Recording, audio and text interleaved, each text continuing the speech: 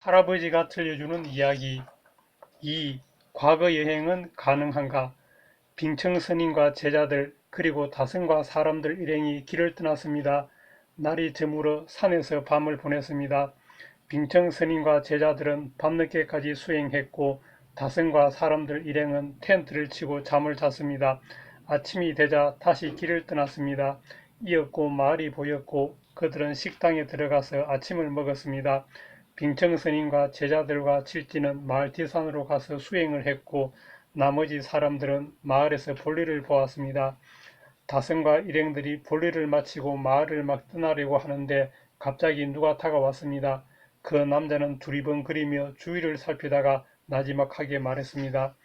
우리 마을에는 샘이 하나 있는데 그 샘물을 한 바가지 마시면 자신의 과거가 다 보이고 두 바가지 마시면 직접 그 과거에 갈 수 있습니다.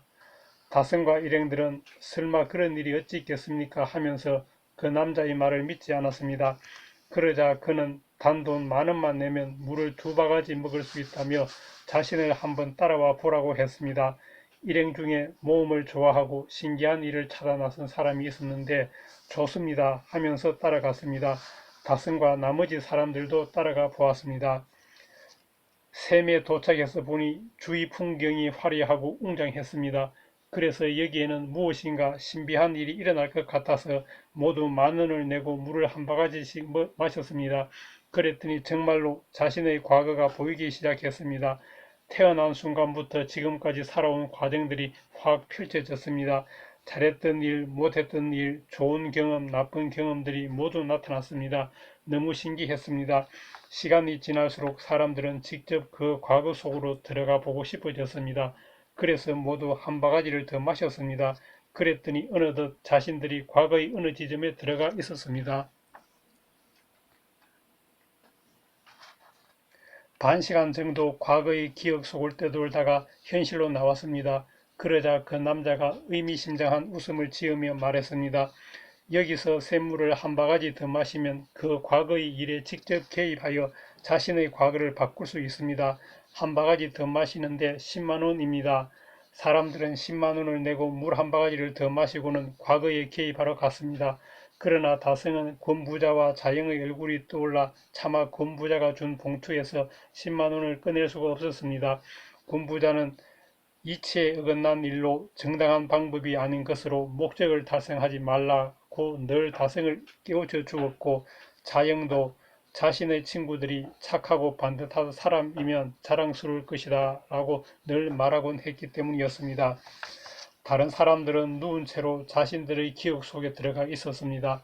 다승 혼자 샘물을 한 바가지 더 안 마시고 눈을 끔뻑이고 있자 갑자기 그 남자가 흠상궂게 다승을 노려보았습니다.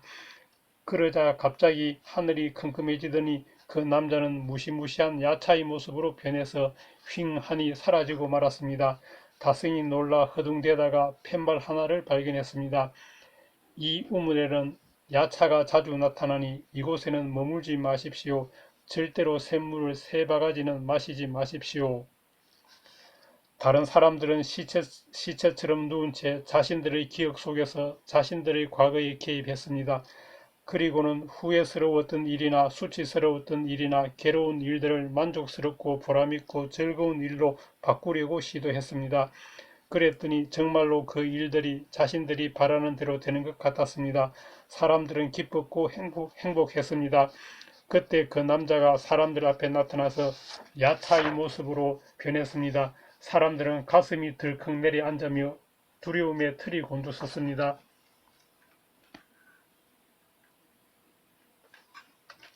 야차가 말했습니다.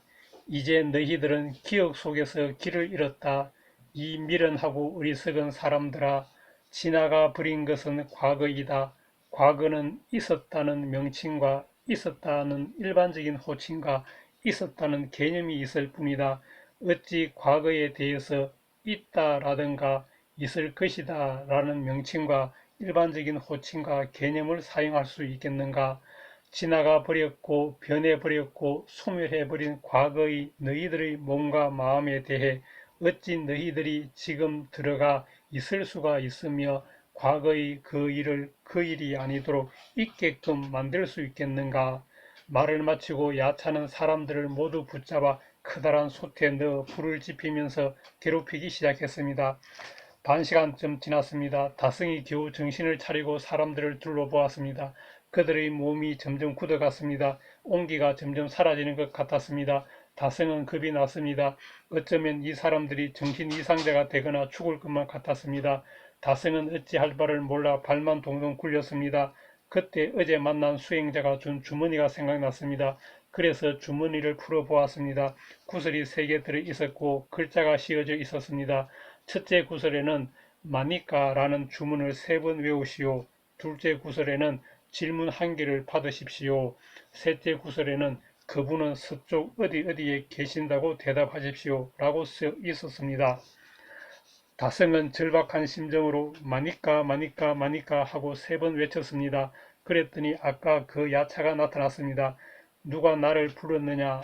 다승이 말했습니다. 당신이 알고 싶은 것을 1개 물으십시오. 처음에 야차는 자신을 불러낸 다승도 잡아가려는 생각이었는데 자신에게는 풀어야 할 문제가 하나 있어서 한마디 더 말을 했습니다.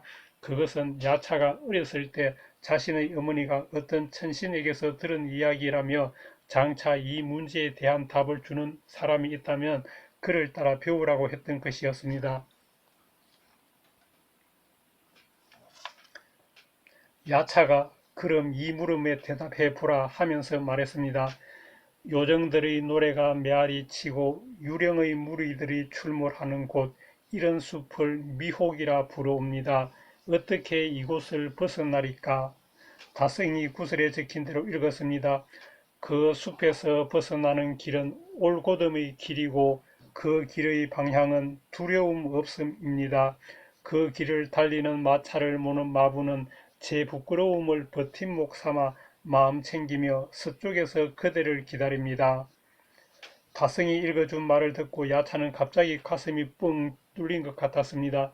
정말로 서쪽 어느 곳에 온갖 것을 극복하고 어떤 사물에도 더럽혀지지 않는 위대한 영웅이 계신단 말인가 하면서 깜짝 놀랐습니다.